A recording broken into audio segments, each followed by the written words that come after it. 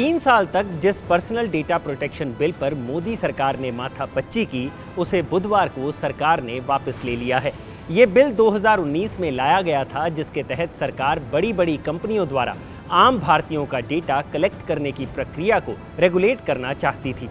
सरकार का कहना है कि वो इस बिल को वापस ले रही है और इसकी जगह एक नया बिल लेकर आया जाएगा, जो उस लीगल फ्रेमवर्क के तहत होगा जिसके तहत कंपनियों के डेटा कलेक्शन के तरीके को रेगुलेट किया जा सकेगा।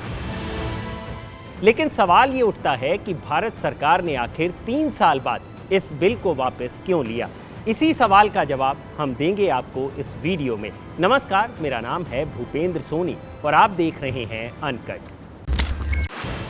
Union minister for electronics and information technology Ashwini Vaishnaw ने पार्लियामेंट में इस बिल को वापस लेते हुए बताया कि ज्वाइंट पार्लियामेंट्री कमेटी यानी कि जेपीसी ने इस बिल पर काफ़ी विस्तार से चर्चा की, जिसके बाद डिजिटल इकोसिस्टम के लिए एक लीगल फ्रेमवर्क तैयार करने के लिए जेपीसी द्वारा 81 अमेंडमेंट्स और 12 सिफारिशें दी गई थी।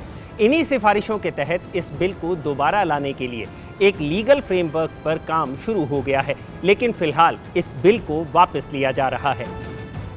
हालांकि सरकार जब से ये बिल लेकर आई थी, तब से ही ये विपक्ष और आम लोगों के निशाने पर था, जिनका मानना था कि इस बिल से सरकार प्राइवेट कंपनियों द्वारा पर्सनल डेटा यूज करने पर तो लगाम लगा लेगी, लेकिन इससे सरकारी एजेंसियों को लोगों का पर्सनल डेटा इस्तेमाल करने की एडवांटेज भी मिल जाएगी।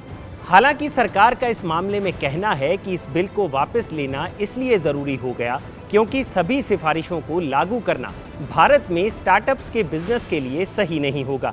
ऐसे में डेटा प्रोटेक्शन के लिए बिल्कुल नए बिल की ज़रूरत है। उधर सरकार द्वारा बिल वापस लिए जाने पर विपक्षी नेताओं ने सरकार के इस मूव की आलोचना भी की है। कांग्रेस नेता मनीष तिवारी ने अपने ट्विटर हैंडल पर ट्वीट कर लिखा कि ये बड़ी बड़ी टेक कंपनियों की जीत है जो डेटा प्रोटेक्शन बिल के खिलाफ थी। मनीष तिवारी ने कहा कि कोविड की पहली और दूसरी वेव के दौरान सभी पार्टियों के नेताओं ने 2 साल तक इस बिल को बेहतर बनाने पर काम किया था। ये बिग टेक कंपनियों की जीत और भारत की हार है। जाते जाते इस डेटा प्रोटेक्शन बिल की टाइमलाइन भी जान लेते हैं। सुप्रीम कोर्ट द्वारा राइट टू प्राइवेसी को एक संवैधानिक अधिकार का दर्जा दिए जाने के बाद ये बिल 11 नवंबर 2019 को सदन में लाया गया था। कोर्ट ने ही सरकार को इस बिल के लिए फ्रेमवर्क बनाने के लिए कहा था। इस बिल में पर्सनल डेटा को 3 कैटेगरी में बांटा गया था। सेंसिटिव पर्सनल डेटा जैसे कि health, sexual orientation, finances, critical personal data जिसे सरकार तय करेगी, और बेसिक पर्सनल डेटा।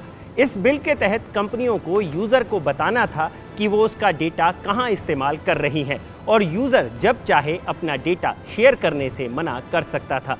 इसके अलावा इस बिल में डेटा को देश से बाहर ले जाने के लिए काफ़ी कड़े रेगुलेशंस का भी जिक्र किया गया था और क्रिटिकल डेटा के लिए खास हिदायतें भी दी गई थी कि वो कंपनियां जो भारत की नहीं है वो क्रिटिकल डेटा का यूज़ नहीं कर सकती थी। इसी क्लॉज का बड़ी बड़ी कंपनियों द्वारा विरोध किया गया था क्योंकि इसके लिए उन्हें यूज़र का डेटा स्टोर करने का अपना पूरा सिस्टम चेंज करना पड़ता। उधर विपक्ष और बाकी लोगों के विरोध के चलते ये बिल सुझावों के लिए ज्वाइंट पार्लियामेंट्री कमेटी के पास भेजा गया था, जिसने दिसंबर 2021 में अपनी रिपोर्ट लोकसभा में सबमिट कर दी थी। लेकिन अब सरकार ने इस पूरे के पूरे बिल को ही वापस ले लिया है। अब देखना ये होगा कि आम जनता के डेटा को प्रोटेक्ट करने के लिए सरकार कितनी जल्दी नया बिल लेकर आती है और वो कितना कारगर साबित हो पाता है। अगर आपको ये वीडियो पसंद आया हो तो इसे लाइक और शेयर ज़रूर करें और जानकारी से भरे ऐसे ही और वीडियोस देखने के लिए सब्सक्राइब करें हमारा चैनल अनकट।